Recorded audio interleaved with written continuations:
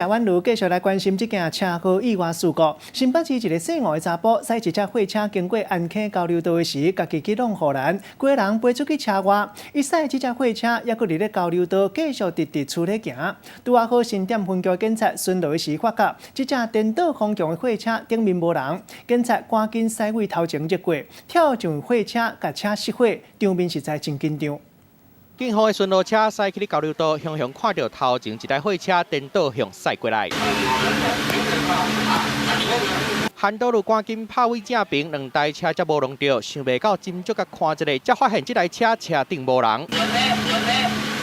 车顶无驾驶，毋过货车煞继续向头前驶，就惊会弄到别台车，警察赶紧驶车越过去。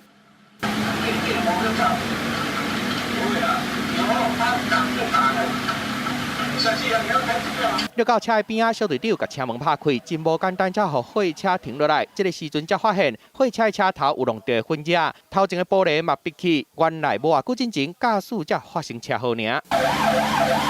顶个月28号下晡，姓吴的驾驶驶货车经过国道3号安溪交流道的时阵，无细力弄到护栏摔出去车外口，所以货车才会无熄火，佮驶颠倒向。好佳在警察巡逻经过，驶车过去肉，让货车停落来，尾啊嘛甲受到轻伤的驾驶送去病院。下班啦，开太快啦，车子坏掉，人没怎么样啊，都已经下班了啊。